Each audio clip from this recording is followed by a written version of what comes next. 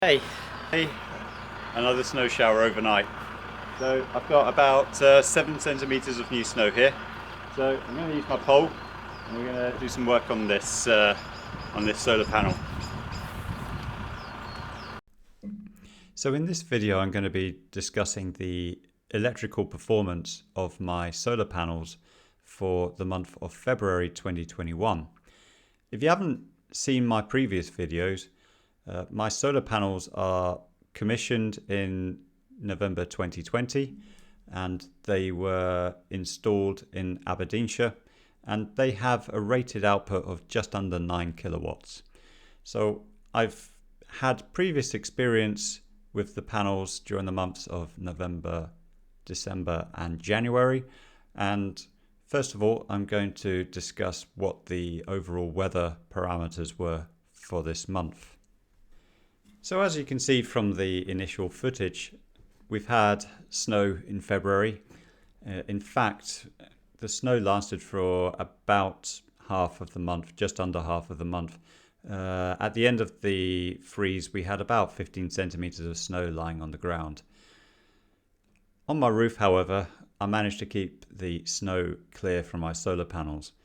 It didn't take much snow for the performance to drop dramatically. I only needed maybe 1 or 2 centimeters of snow for the output to drop to just a few tens of watts. So in order to countenance that, I had a long extension pole, 7 meters long. I discussed it in my previous video, but it turned out to be very, very useful here. If it had snowed during the middle of the day, there was sufficient warmth in the solar panels for the snow to just simply slide off. Second half of February was much brighter, and that was the point where I was able to generate more electricity than I was using. So last month I predicted that we'd be generating 314 kilowatt hours of electricity for February. And as it turned out, we generated more electricity. We generated 330 kilowatt hours.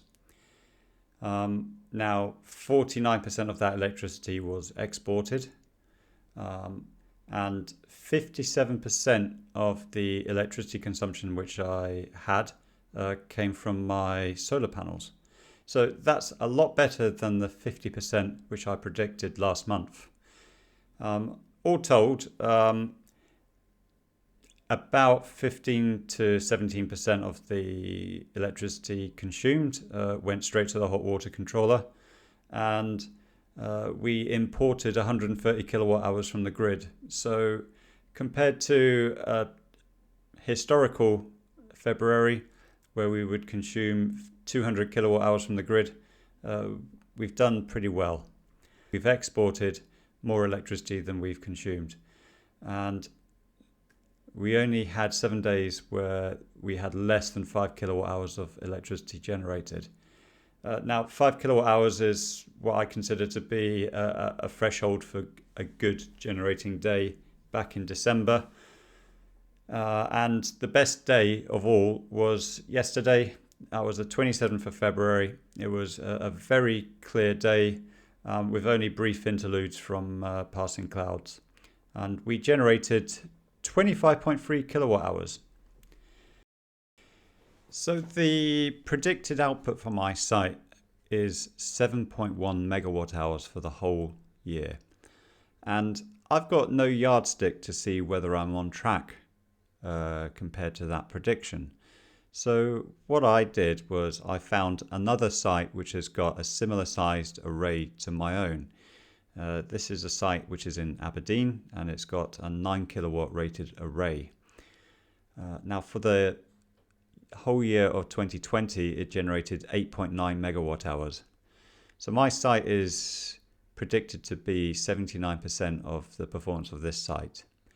Now my site has got a lot of partial shading issues, particularly in the winter time, and particularly towards the west, which becomes more prominent as a feature of performance during the summertime.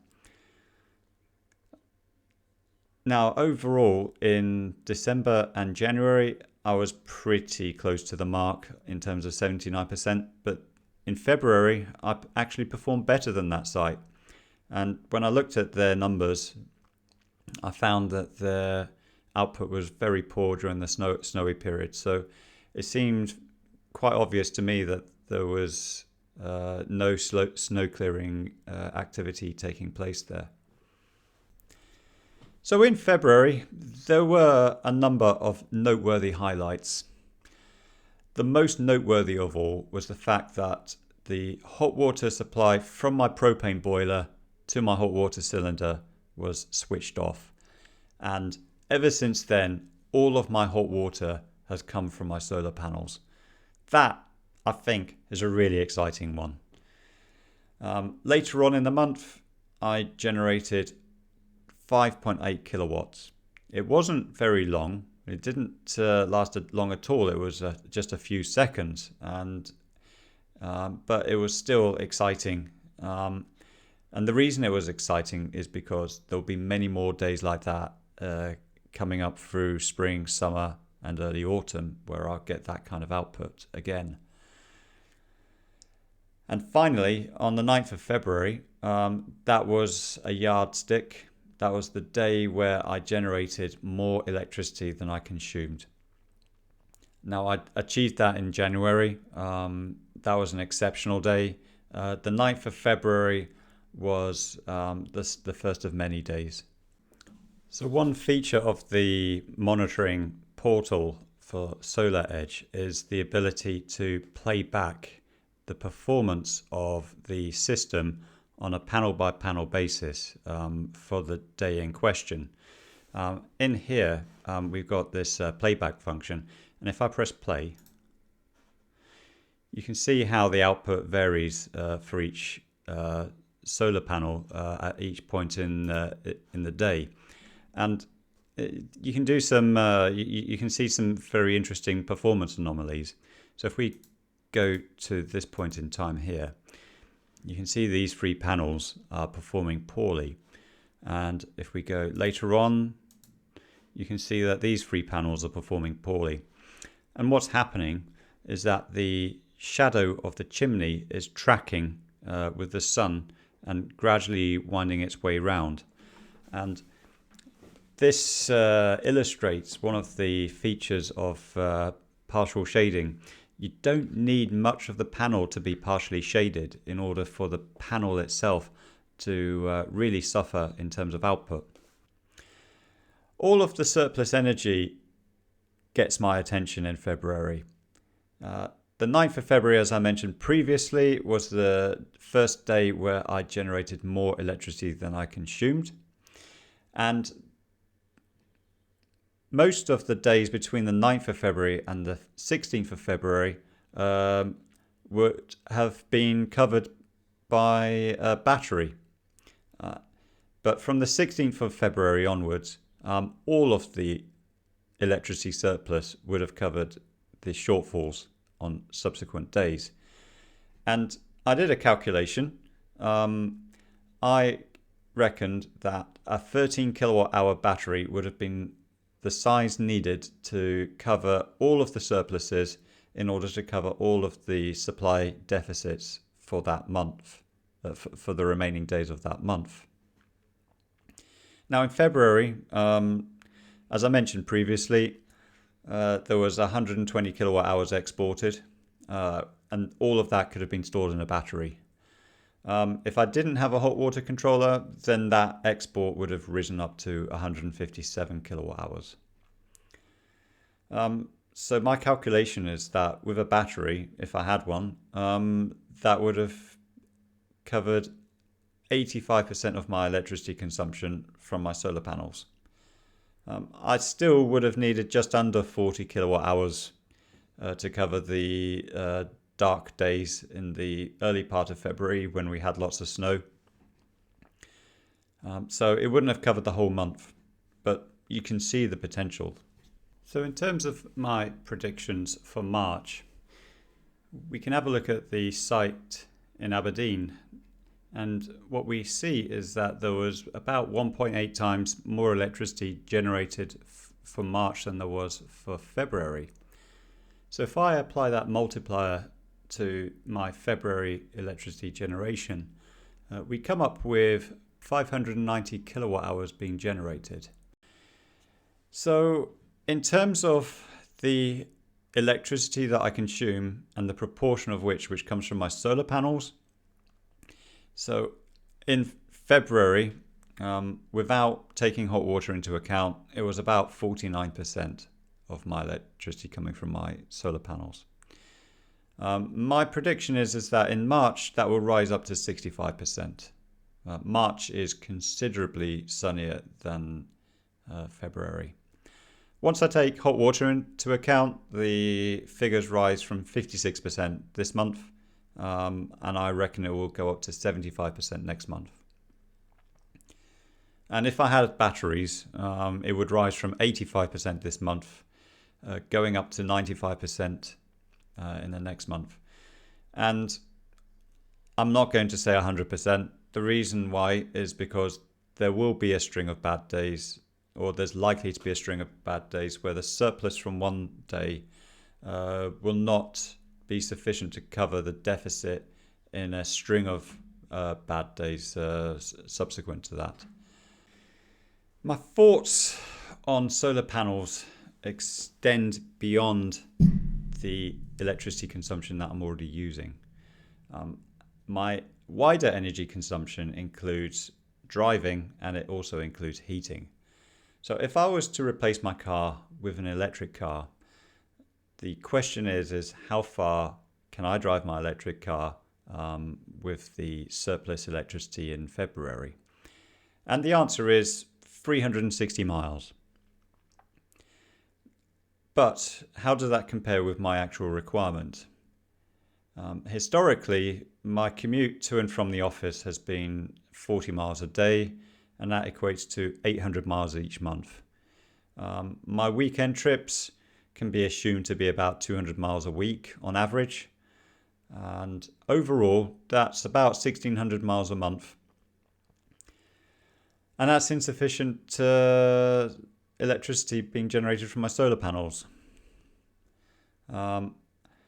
If you then, on top of that, you look at the heating requirements, which I have. I've got a 2,000 litre propane tank, and at 7.5 kilowatt hours per litre, that equates to about 9 megawatt hours per refill. So I refill at 20% level and it gets refilled up to 80%. And I refill that tank every 18 months at the moment. So that's a typical heating requirement of about 6 megawatt hours per winter.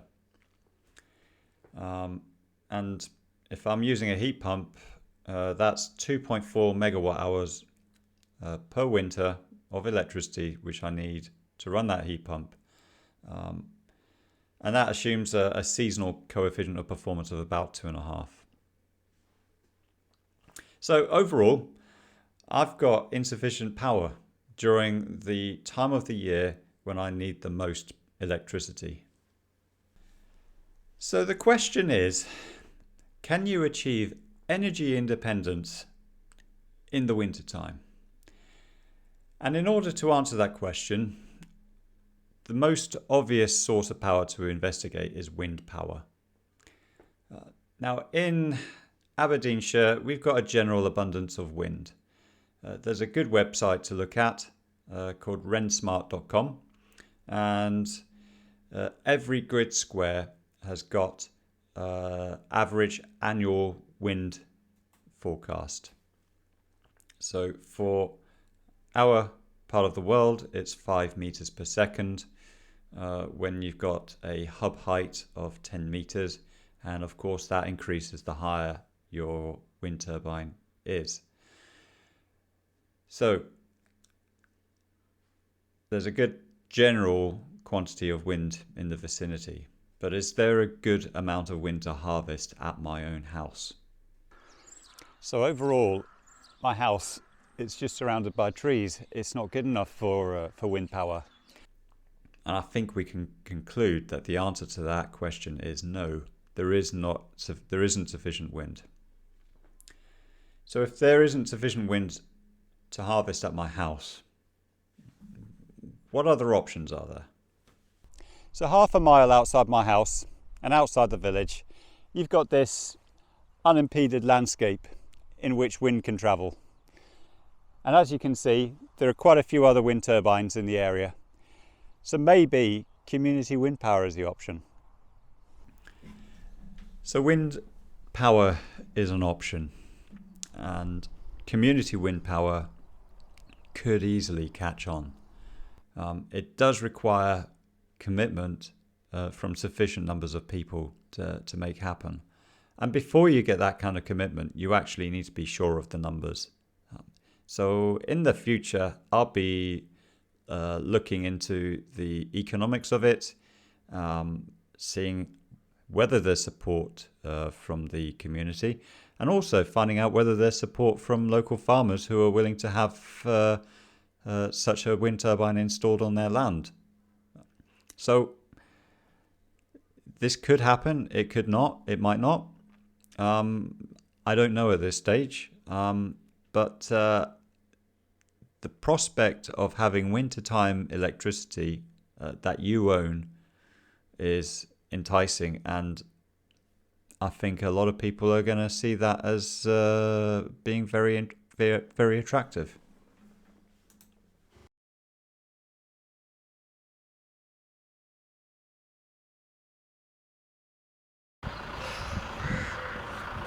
And that is how you clear snow from a roof. Thank you for watching.